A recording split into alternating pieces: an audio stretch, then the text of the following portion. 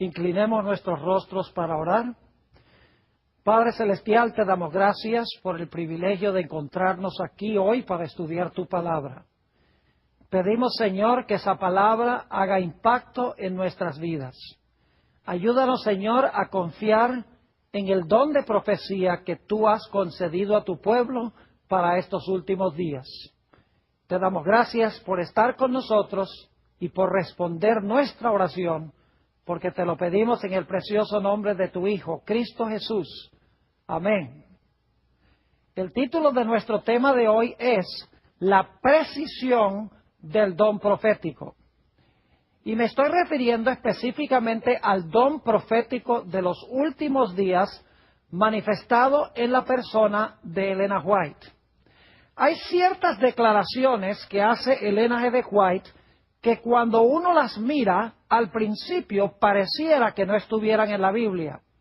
Muchas veces cuando he leído los escritos de Elena White, me he preguntado, bueno, ¿y a dónde se encuentra en la Biblia este asunto que menciona ella?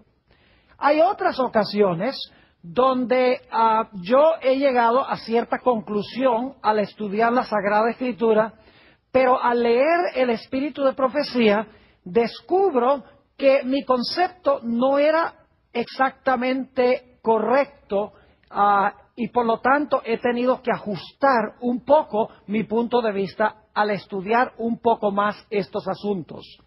Es decir, que uno de los grandes valores del Espíritu de Profecía es el de darnos ideas para buscar en el texto bíblico lo que no aparece en la superficie. Y también el Espíritu de Profecía es de gran valor para corregir y para afinar algunos de los puntos de vista a los cuales hemos llegado en nuestro estudio de la Sagrada Escritura. Y en nuestro tema de hoy quiero darles varios ejemplos del Espíritu de Profecía donde ella hace declaraciones que a primera vista no parecen estar en la Biblia, pero que al examinar más cuidadosamente su comentario a la luz de la Biblia, se encuentra claramente que la Sagrada Escritura tiene ese concepto. Quiero empezar con una cita que encontramos en el libro Patriarcas y Profetas, la página 36.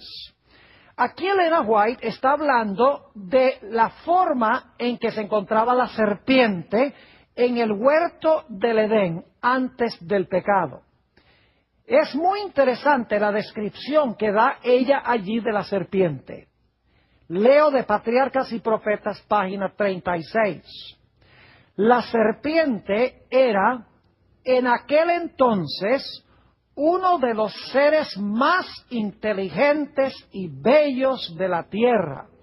Recuerda que Jesús dijo que debíamos ser sabios como serpientes. Ese aspecto como que no nos sorprende porque Jesús lo mencionó. Noten cómo sigue diciendo el Espíritu de Profecía. Hablando de la serpiente dice, tenía alas y cuando volaba presentaba una apariencia deslumbradora con el color y el brillo del oro bruñido. Especialmente nos fijamos que en esta cita Elena G. White nos explica que la serpiente tenía alas.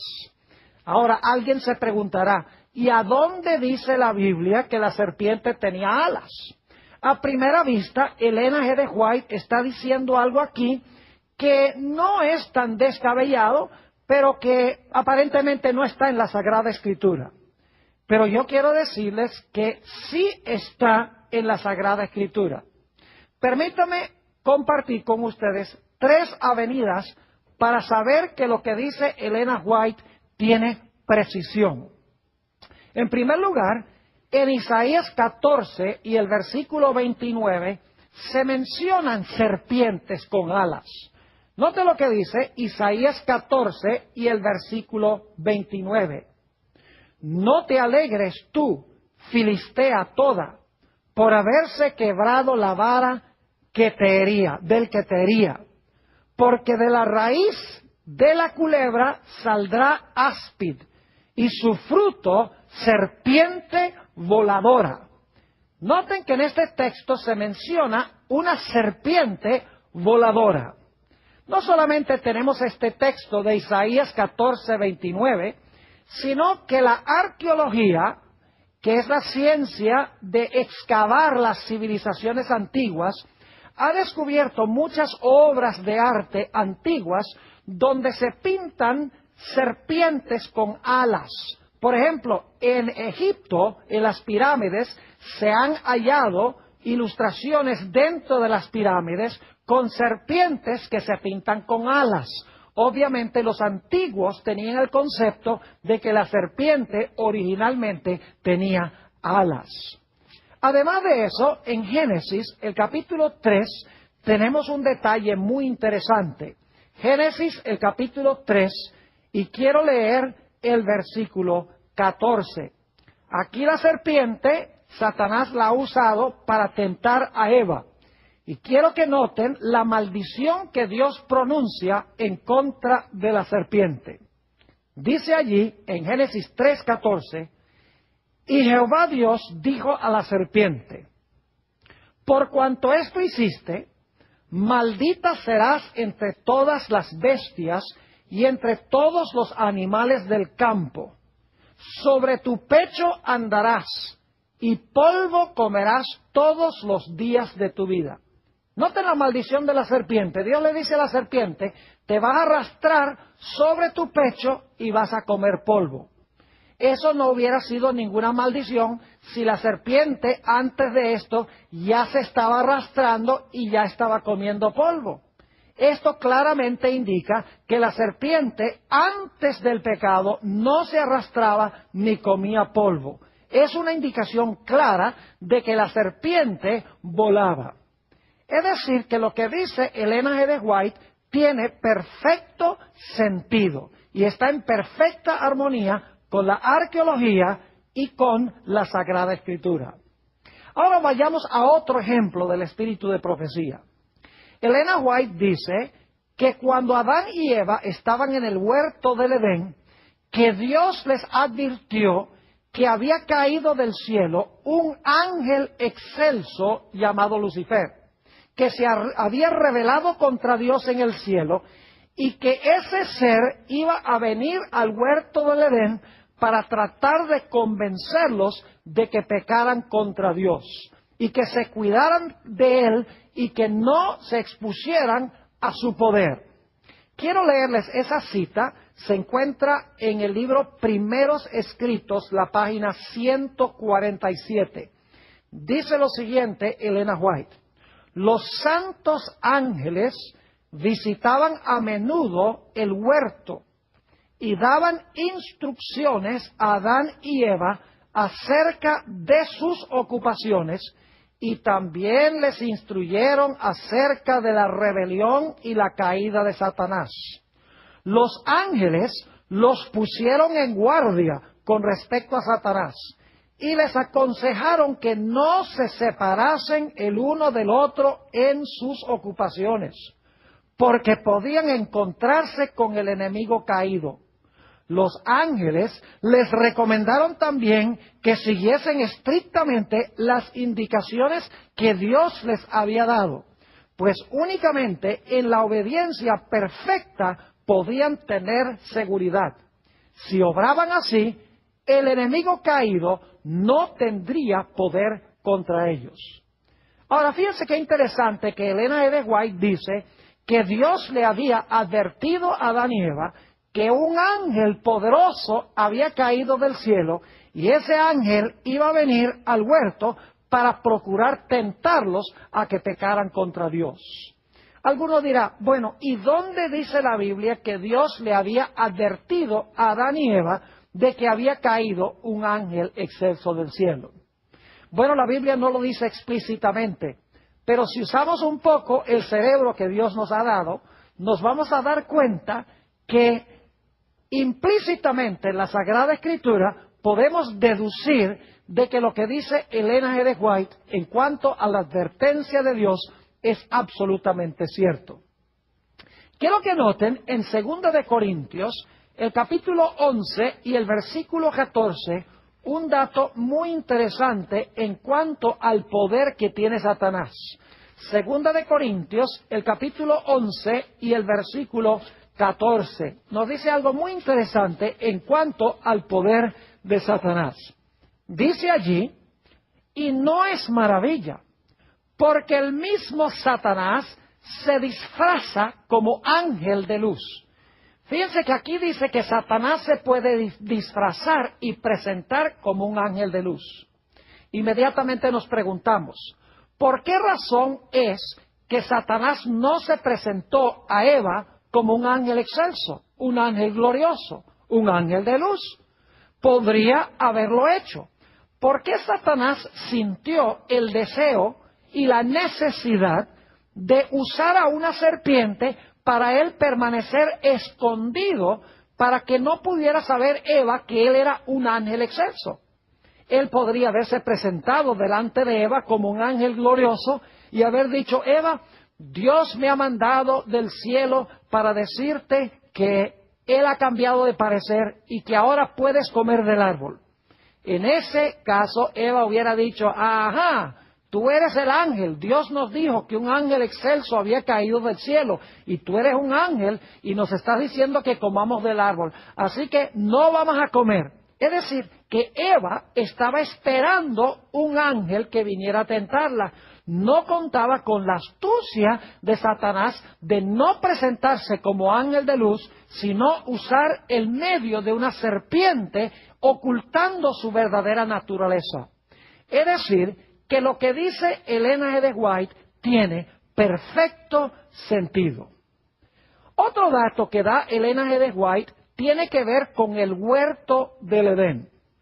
Es interesante que ella afirma que el huerto del Edén era en realidad un pedacito del cielo plantado en la tierra.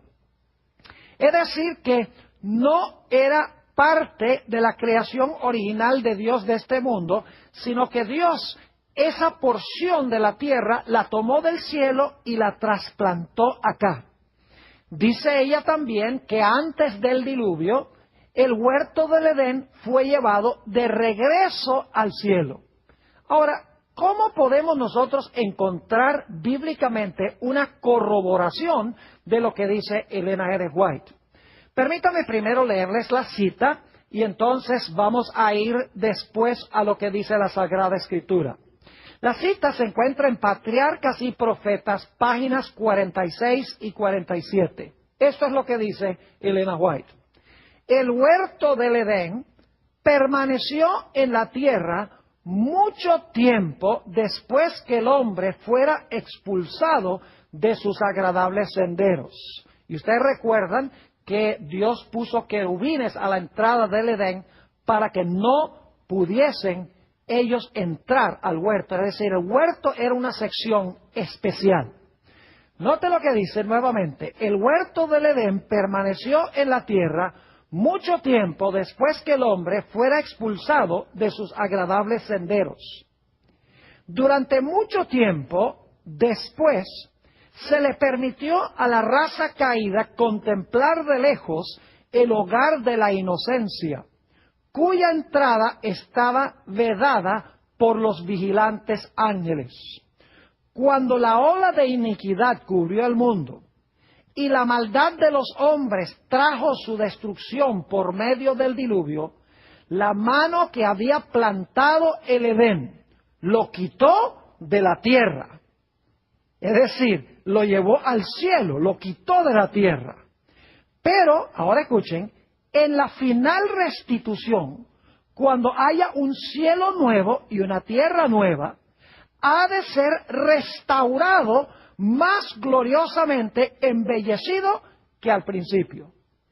Ahora, hay varios aspectos muy importantes aquí que menciona ella.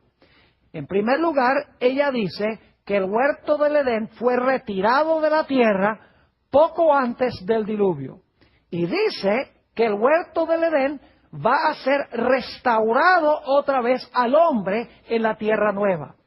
Y todos sabemos que la Biblia dice que la nueva Jerusalén va a descender del cielo a la tierra y allí va a estar el río de vida y va a estar el árbol de la vida que estuvieron en el huerto del Edén.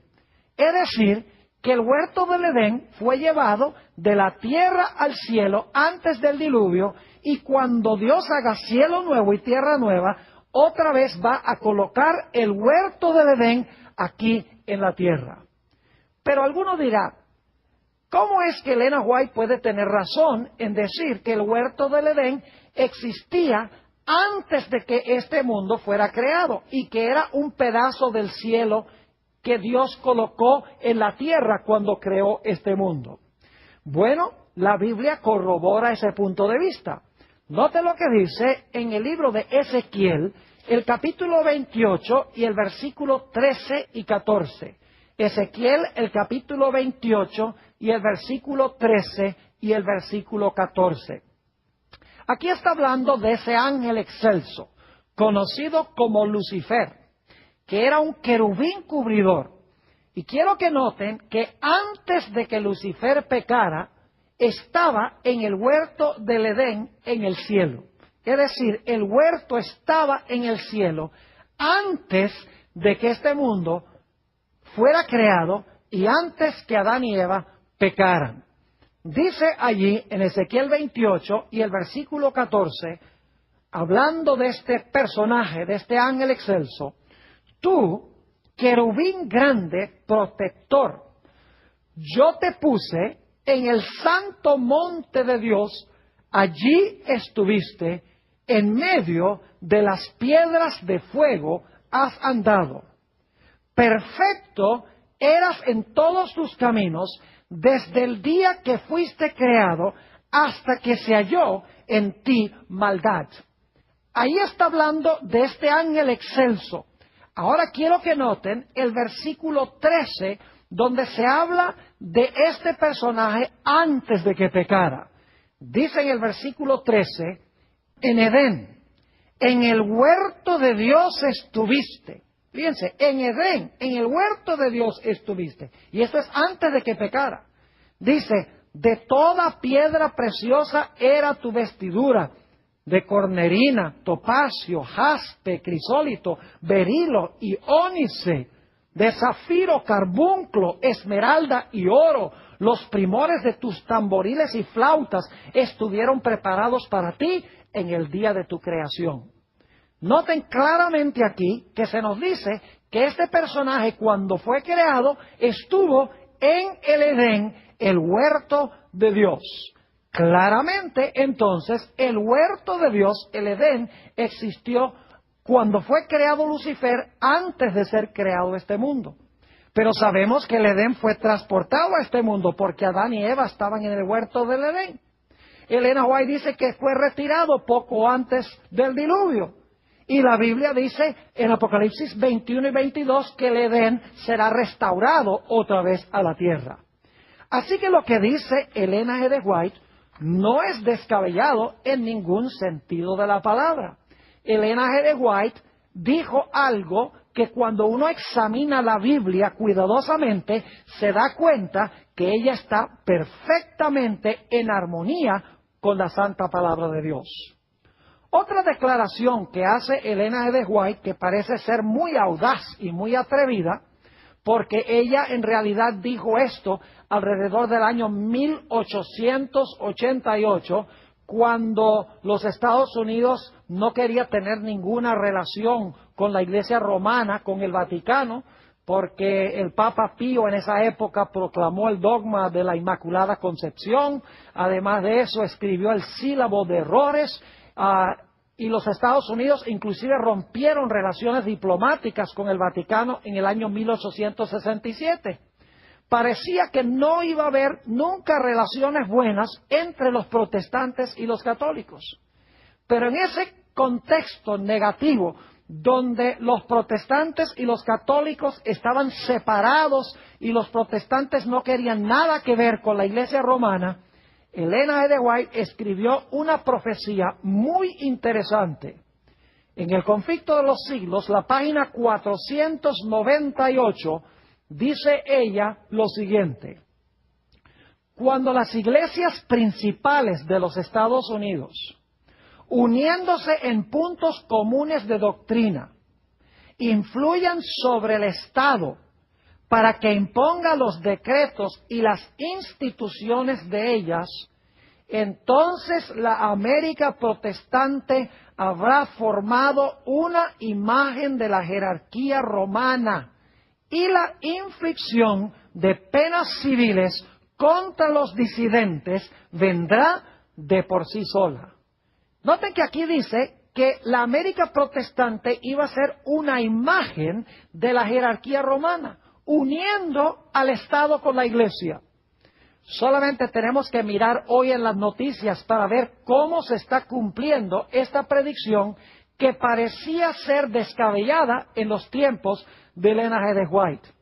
Por ejemplo, podríamos mencionar el documento Evangélicos y Católicos Unidos, un documento que firmaron grandes líderes de diversas iglesias protestantes junto con líderes católicos, diciendo que debemos unir nuestras fuerzas para evangelizar al mundo. Y también decían que no debemos hacer proselitismo una iglesia con otra, sino que debemos evangelizar a aquellas personas que no conocen al Señor Jesucristo.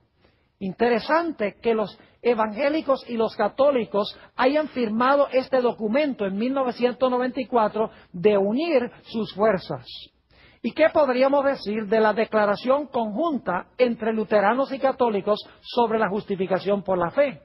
En el año 1517, Martín Lutero dio inicio a lo que se conoce como la Reforma Protestante. Cuando él clavó sus 95 tesis sobre la catedral en Wittenberg, comenzó oficialmente, según la mayoría de los historiadores, la Reforma Protestante. Y claro, Martín Lutero fue el fundador de la Iglesia Luterana. Pero lo interesante es que en el año 1999, los luteranos y los católicos firmaron una declaración conjunta sobre la justificación por la fe. Dijeron que en realidad los problemas que existían en los tiempos de Lutero habían sido problemas de mal entendimiento, problemas de semántica, pero que básicamente los luteranos y los católicos están de acuerdo sobre la gran doctrina de la justificación por la fe. ¿Y qué podríamos decir en años recientes? La cooperación entre los protestantes y los católicos en asuntos de naturaleza social. Por ejemplo, uniéndose los católicos y los protestantes promoviendo la oración en las escuelas públicas, levantándose en contra del aborto y también levantándose en contra del matrimonio entre homosexuales. Ahora, yo quiero dejar muy claro que la Biblia dice que debemos salvaguardar la vida de los bebés. Yo estoy opuesto al aborto y también estoy opuesto al matrimonio entre personas del mismo sexo. Pero es interesante que estas causas sociales han unido a los católicos y a los protestantes en un mismo campamento y los han llevado a influir sobre el Estado para que el Estado imponga el matrimonio entre un hombre y una mujer y para que el Estado prohíba el aborto. Es decir, que lo que parecía imposible en 1888, cuando escribió Elena G. de White este asunto, se está cumpliendo delante de nuestros ojos hoy en día. Ahora vamos a otra cosa que menciona Elena G. de White. Elena White explica que antes de que Jesús venga, Él va a clausurar su trabajo en el santuario celestial. Y ella dice que cuando clausure su obra intercesora en el santuario celestial, Jesús va a cambiarse sus vestiduras sacerdotales y se va a ataviar con sus vestiduras reales. Es decir, se va a vestir como rey. Quiero leerles las dos citas que menciona Elena G. de White y entonces vamos a ver si lo que ella dice cuadra con la Sagrada Escritura. La primera cita la encontramos en el Conflicto de los Siglos, las páginas 671 y página 672. Dice ella lo siguiente: cuando Él abandone el santuario, las tinieblas envolverán a los habitantes de la tierra. Durante ese tiempo terrible, los justos deben vivir sin intercesor a la vista del Dios Santo. Es decir, que durante la gran tribulación, dice Elena G. de White, que el pueblo de Dios tendrá que vivir sin intercesor. Ahora, ella explica que el pueblo de Dios tendrá un protector. Dios los protegerá, porque si no, no sobreviviría nadie. Pero ella explica que no va a haber nadie para interceder por el pecado durante el tiempo de angustia entre cuando se cierra la puerta de la oportunidad y cuando Cristo venga en las nubes del cielo. Dice, los justos deben vivir sin intercesor a la vista del Dios Santo. También dice en el libro La historia de la redención, página 424, lo siguiente: entonces vi a Jesús, que se despojaba de sus vestiduras sacerdotales y se revestía de sus mantos reales. Llevaba en la cabeza muchas coronas, una corona dentro de otra. Rodeado de la hueste angélica, dejó el cielo. Fíjense que ella dice que Jesús se va a cambiar sus vestiduras sacerdotales a sus vestiduras reales cuando se cierre la puerta de la gracia para el mundo. Y alguien podría decir, Pastor Bor, ¿a dónde dice la Biblia una cosa tal? Nuevamente, si investigamos la Biblia con cuidado y usamos un poquito el sentido común y la capacidad de razonar que nos ha dado Dios, nos damos cuenta que lo que dice Elena G. de White tiene perfecto sentido bíblico. Note lo que dice en el libro de Hebreos, el capítulo 8 y los versículos 1 y 2. Hebreos, el capítulo 8 y el versículo 1 y 2. Aquí se nos describe lo que está haciendo Jesús ahora en el santuario celestial. Dice allí, ahora bien, el punto principal de lo que venimos diciendo es que tenemos tal sumo sacerdote, el cual se sentó a la diestra del trono de la majestad en los cielos, ministro del santuario y de aquel verdadero tabernáculo que levantó el Señor y no el hombre. Fíjense aquí, se nos dice que Jesús es ahora nuestro sumo sacerdote que está a la diestra de Dios y que está ministrando en el santuario. Tiene que ser entonces que si Jesús es nuestro sumo sacerdote, debe estar ahora vestido como se vestía el sumo sacerdote en el Antiguo Testamento cuando hacía su obra intercesora en el santuario. Ahora, lo interesante es que la Biblia nos explica que cuando Jesús regrese a esta tierra, ya no va a estar vestido como sacerdote, sino que va a estar vestido como rey. Vamos a leerlo en Apocalipsis 19 y el versículo 11. Entonces vi el cielo abierto, y he aquí un caballo blanco, y el que lo montaba se llamaba Fiel y Verdadero, y con justicia juzga y pelea. Sus ojos eran como llama de fuego, y había en su cabeza muchas diademas, y tenía un nombre escrito que ninguno conocía, sino él mismo. Estaba vestido de una ropa teñida en sangre, y su nombre es el Verbo de Dios. Y los ejércitos celestiales, vestidos de lino finísimo, blanco y limpio, le seguían en caballos blancos. De su boca sale una espada aguda para herir con ella a las naciones. Y él las regirá con vara de hierro, y él pisa el lagar del vino del furor y de la ira del Dios Todopoderoso. Y luego quiero que noten cómo viene vestido Jesús en su segunda venida. Dice el versículo 16, y en su vestidura y en su muslo tiene escrito este nombre: Rey de Reyes y Señor de Señores. Es decir, que Jesús cuando regresa a este mundo viene vestido como rey. Ahora, no necesitamos ser demasiado inteligentes para saber que si Jesús ahora está vestido como sumo sacerdote en su obra intercesora, pero cuando regrese a este mundo, regresa vestido como Rey de Reyes y Señor de Señores. En algún momento, antes de su regreso, tiene que haberse cambiado sus vestiduras de vestiduras sacerdotales a sus vestiduras reales. Así que lo que dice Elena G. de White tiene perfecto sentido. Ahora quiero que notemos otro caso que menciona el espíritu de profecía, y este es particularmente interesante, porque sería muy fácil malinterpretar el librito del cual vamos a leer ahora y decir que este librito es todo el libro de Daniel.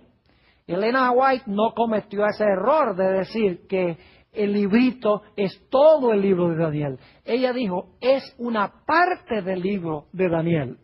Noten Daniel, el capítulo 12 y el versículo 4. Dice, pero tú, Daniel, cierra las palabras y sella el libro hasta el tiempo del fin.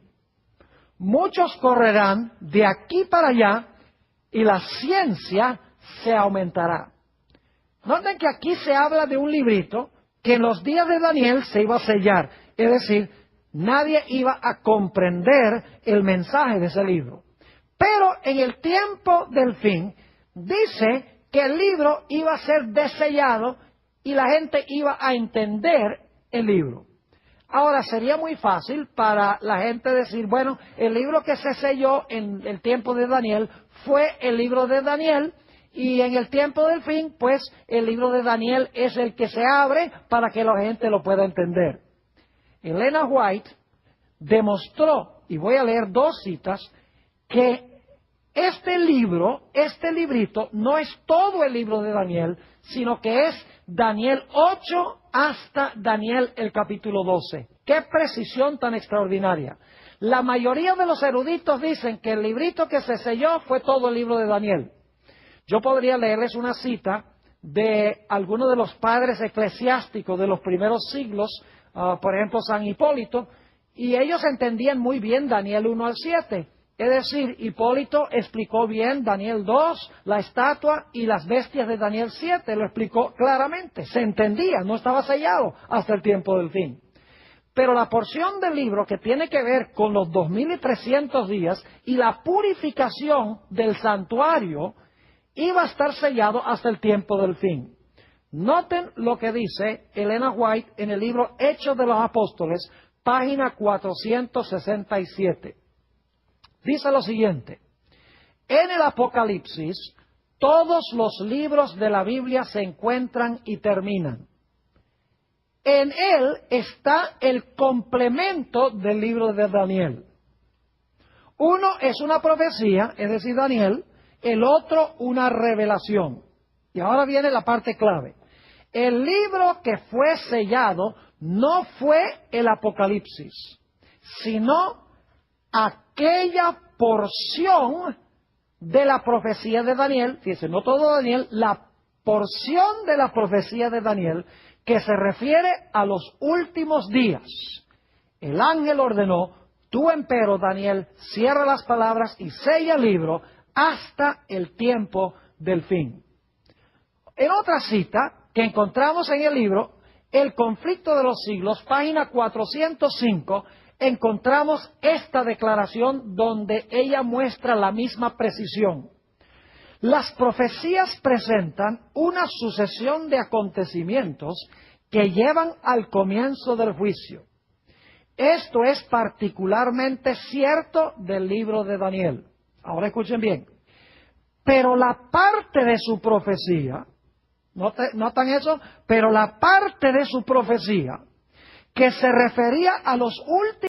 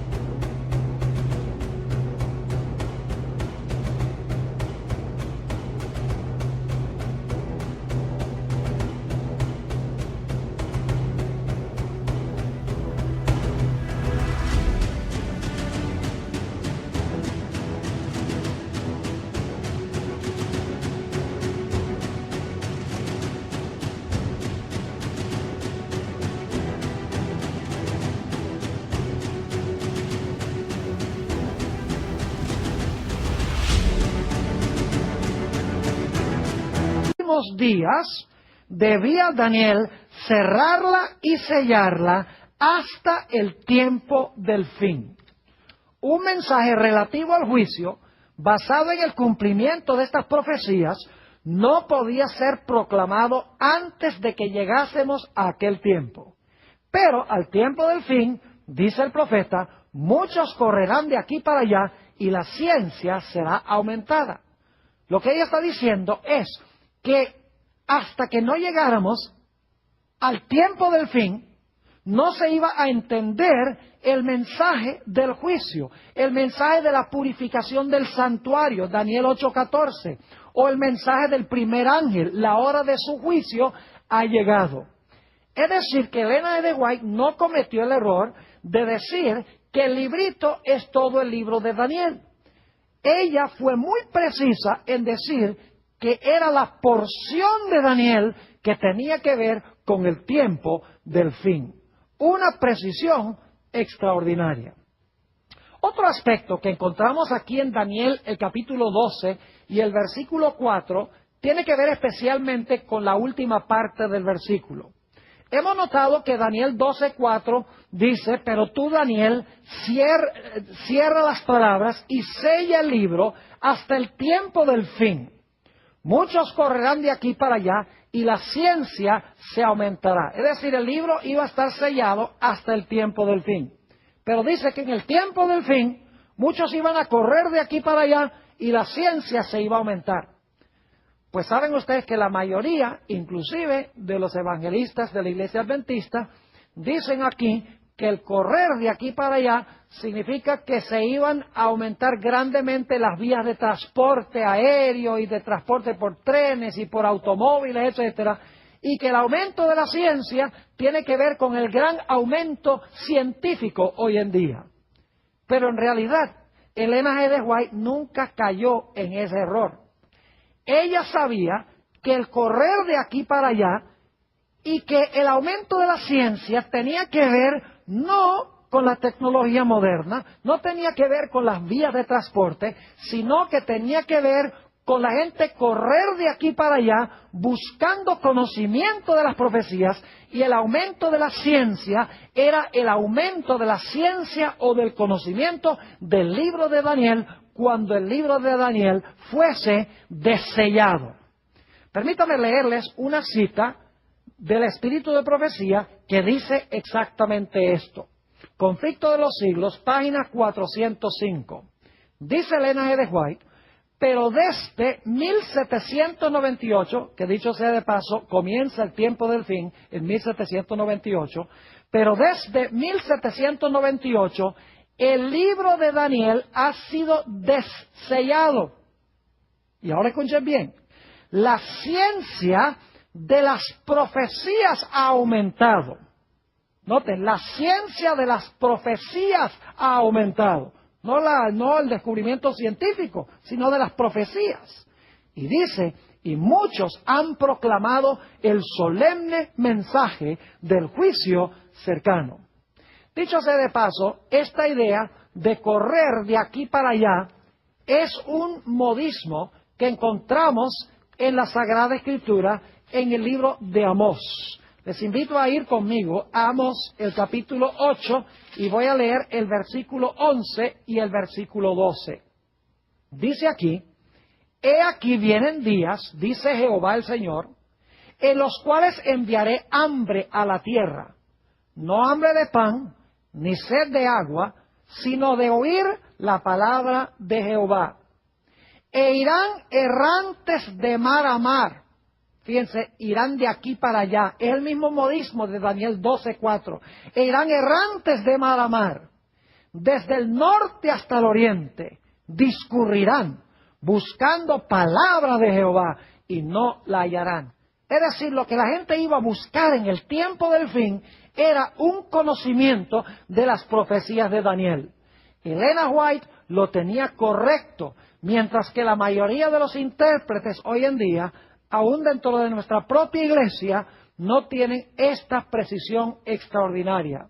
Dicho sea de paso, después de 1798 hasta 1844, se levantó un movimiento conocido como el movimiento milerita.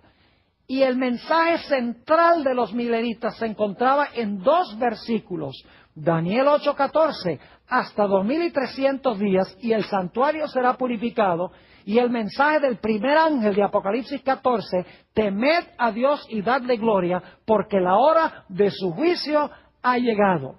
Es decir, este fue el gran despertar en el estudio del libro de Daniel. Muchos corrían de aquí para allá buscando el conocimiento de las profecías. Ahora me gustaría ir a otro punto muy interesante que menciona Elena G. de White. En el libro de Apocalipsis, el capítulo 4, tenemos lo que es la inauguración de Cristo en su ministerio terrenal celestial cuando ascendió al cielo. Apocalipsis, el capítulo 4, y quiero leer el versículo 2, y luego vamos a leer el versículo 4, el versículo 6, y luego el capítulo 5 y el versículo 6. Apocalipsis 4:2 dice, y al instante estaba yo en el Espíritu, y he aquí un trono establecido en el cielo, y en el trono uno sentado. Ustedes pueden leer Apocalipsis 4 y 5 y van a encontrar que nunca estos capítulos identifican al que estaba sentado sobre el trono. Sencillamente dice que había uno sentado en el trono. Claro, cuando uno lo analiza con cuidado, uno se va a dar cuenta que el que estaba sentado sobre el trono es Dios el Padre. Pero el texto no lo dice. Luego, en el versículo 4, se habla de un grupo de personas que están alrededor del trono. Dice en el versículo 4, y alrededor del trono había 24 tronos, y vi sentados en los tronos a 24 ancianos, vestidos de ropas blancas, con coronas de oro en sus cabezas.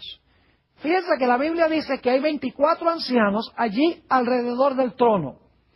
Apocalipsis 4 y 5 no identifica quiénes son esos 24 ancianos. Sencillamente se presenta este grupo con terminología simbólica.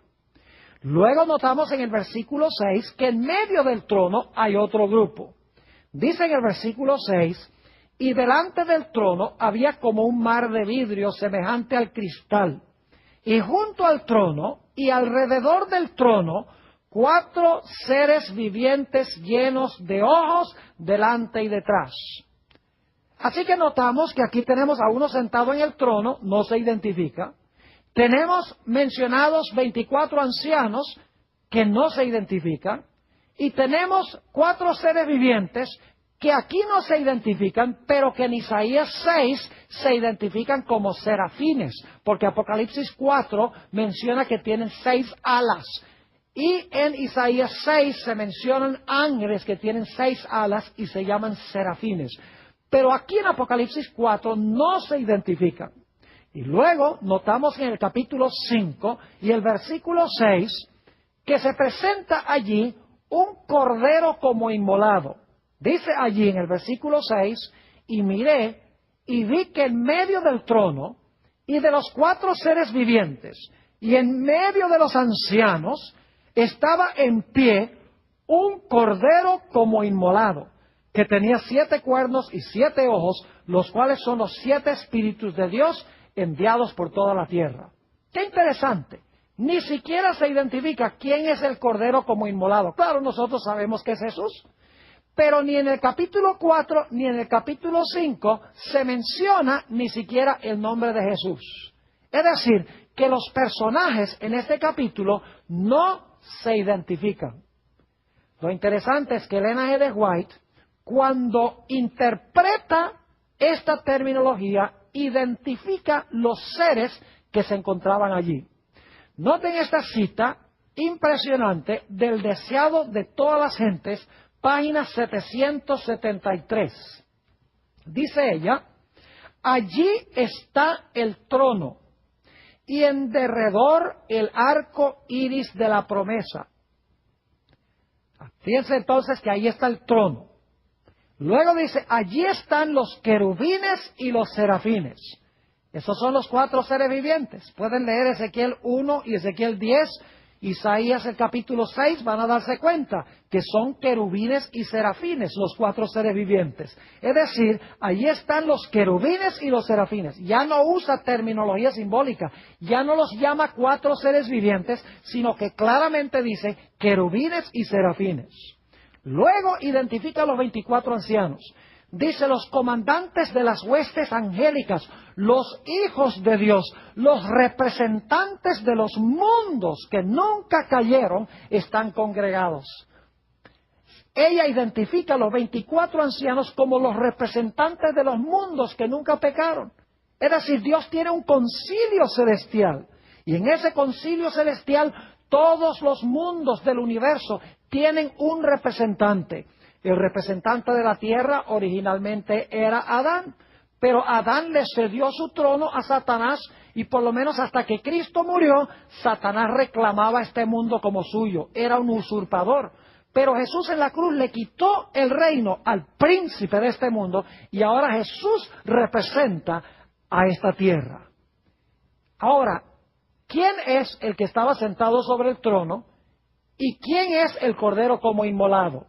Sigue diciendo, Elena White, entra, hablando de Jesús, entra a la presencia de su Padre. El que está en el trono, dice ella, es el Padre. Y el que entra es Jesús.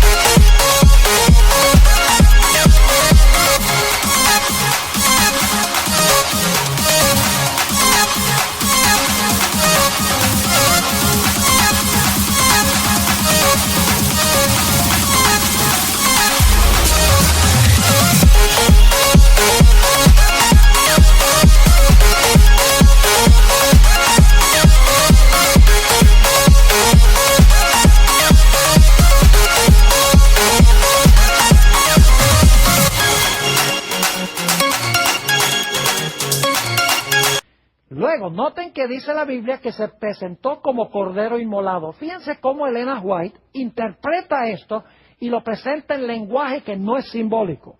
Dice, señala su cabeza herida, su costado traspasado, sus pies lacerados, alza sus manos que llevan la señal de los clavos.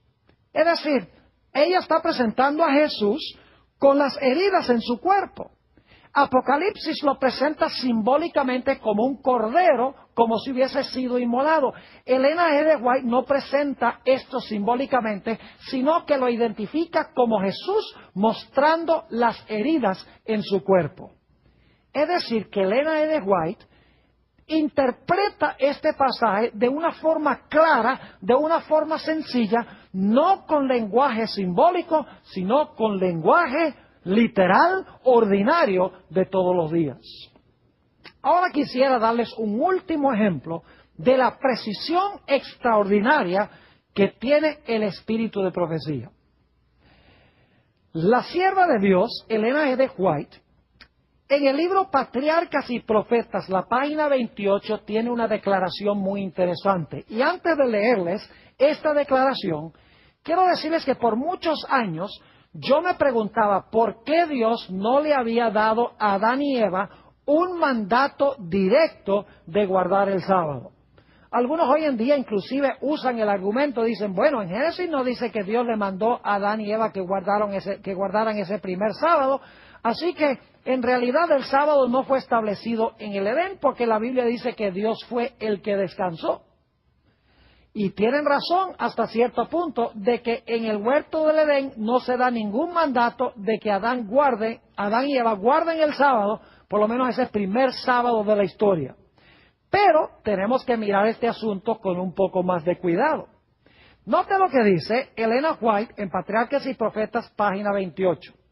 Dice, Después de descansar el séptimo día, Dios lo santificó. Es decir, lo escogió y apartó como día de descanso para el hombre. ¿Captaron eso? Dice, después de descansar el séptimo día, Dios lo santificó. Es decir, lo escogió y apartó como día de descanso para el hombre. Ahora, claramente en esta cita, Elena G. de White está diciendo que el sábado no fue santo, sino que hasta que ese primer sábado terminó. Es decir, cuando el día terminó, Dios lo santificó, Dios lo hizo santo. En otra declaración que encontramos en El deseado de todas las gentes, página 248, Elena White corrobora este punto que acabamos de leer de Patriarcas y Profetas. Dice lo siguiente: por haber reposado en el sábado, bendijo Dios el día séptimo y santificólo. Es decir, que lo puso aparte para un uso santo. Nuevamente, fíjense, por haber reposado en el sábado, bendijo Dios el día séptimo y lo santificó, es decir, que lo puso aparte para un uso santo. Noten que Dios no santificó el sábado, sino hasta cuando el sábado terminó. Es decir, que lo que hizo que el sábado fuera santo fue el reposo de Dios cada instante de ese día sábado. Porque lo que hace que algo sea santo es la presencia de Dios allí. Y Dios tenía que guardar ese primer sábado para que todo el sábado tuviera su presencia, para que todo ese sábado fuese santo. Y cuando terminó el último segundo del sábado, ya Dios estaba presente en el día completo del sábado. Y entonces Dios le entregó el sábado al hombre, porque sigue diciendo esa cita, lo dio a Adán como día de descanso. Era un monumento recordativo de la obra de la creación y así una señal del poder de Dios y de su amor. Ahora quiero explicarles por qué Dios no le mandó a Adán y Eva que guardaran ese primer sábado. Y yo me imagino que muchos ya habrán captado la razón. ¿Cómo podía Dios decirle a Adán y Eva, guarden este sábado como santo, si el sábado todavía no era santo? El sábado lo hizo santo Dios cuando el día terminó. Así que Dios no podría haberle dicho a Adán y Eva, cuando comenzaba el séptimo día, guarden este día porque este día es santo. El día todavía no era santo. Llega a ser santo cuando el sábado termina, en otras palabras.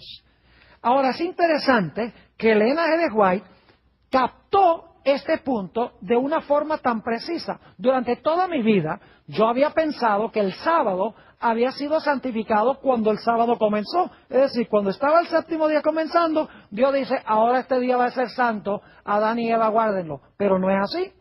Hemos visto de estas citas de Elena G. de White que el sábado pasó, Dios reposó, lo hizo santo por su presencia en el día. Cuando el día terminó, lo hizo santo y entonces se lo entregó al hombre. Dicho sea de paso, está muy claro que Dios no podría haberle mandado a Adán y Eva que guardaran ese primer sábado. Es decir, el cuarto mandamiento de la ley de Dios no se aplicaba a Adán y Eva ese primer sábado, sino a partir del segundo sábado de la historia.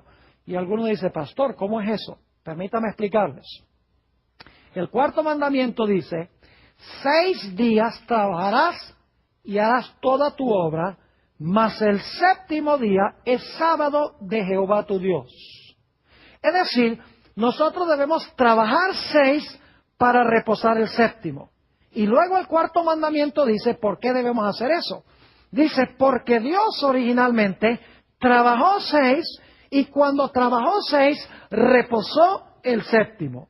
Es decir, que lo que sucede en la creación dice que Dios trabajó 6 días y luego reposó el séptimo día y ahora le dice al hombre, tú ahora vas a trabajar 6 como me viste a mí trabajar 6 y vas a reposar el séptimo día. Ahora, Dios no podría haberle dicho a Adán y Eva que guardaran ese primer sábado porque Adán y Eva no habían trabajado 6.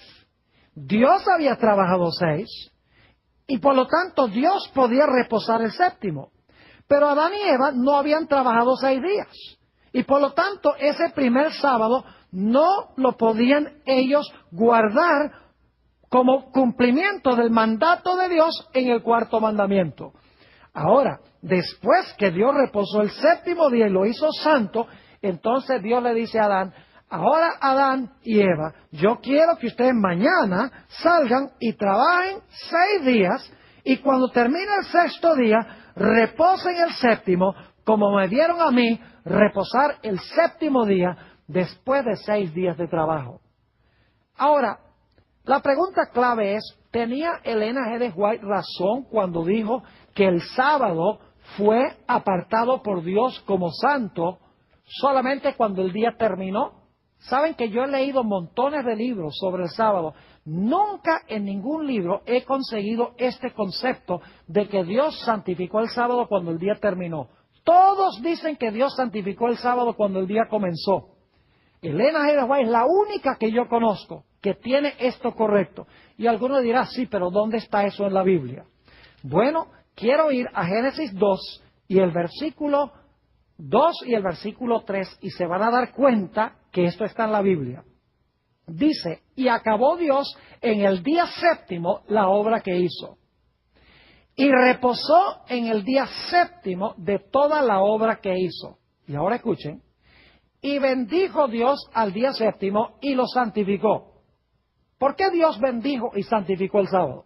Dice: y bendijo Dios el día 7º y lo santificó, porque en él reposó de toda la obra que había hecho en la creación. Fíjense que Dios lo bendijo y lo santificó porque en el día Dios había reposado. Es decir, reposó y luego lo bendijo y lo santificó. Encontramos la misma idea en el libro de Éxodo. Será nuestro último texto, Éxodo, el capítulo 20, y empezando en el versículo 8. Acuérdate del día del reposo para santificarlo. 6 días trabajarás y harás toda tu obra, mas el 7º día es reposo para Jehová tu Dios. No hagas en él obra alguna, ni tú, ni tu hijo, ni tu hija, ni tu siervo, ni tu criada, ni tu bestia, ni tu extranjero que está dentro de tus puertas. Y ahora noten por qué Dios dice al hombre: trabaja 6 y reposa el 7º. Es porque Dios lo hizo primero. Noten el versículo 11. Porque en 6 días hizo Jehová los cielos y la tierra, el mar y todas las cosas que en ellos hay. Y ahora escuchen bien: y reposó en el 7º día. ¿Qué hizo Dios? Dice: reposó en el 7º día. Y ahora escuchen bien: por tanto, es decir, por eso, porque reposó el 7º día, por eso o por tanto Jehová bendijo el día de reposo y lo santificó. Claramente el 4º mandamiento nos dice que Dios santificó el sábado cuando el día terminó, porque Él tenía que estar presente en cada segundo del sábado por medio de su reposo. Y cuando entonces Dios había reposado todo el día, ahora lo entrega a Adán. Le dice: ahora tú mañana trabajas 6 y reposa el 7º, como me viste hacer a mí. Así que, mis queridos amigos, estos son algunos ejemplos extraordinarios del espíritu de profecía que demuestran perfecta armonía con la palabra de Dios. Hay muchísimos ejemplos más, pero creo que hemos demostrado que en estos escritos hay más que sabiduría humana. Y Dios quiere que los estudiemos para que podamos recibir una gran bendición en nuestra vida intelectual y en nuestra vida espiritual.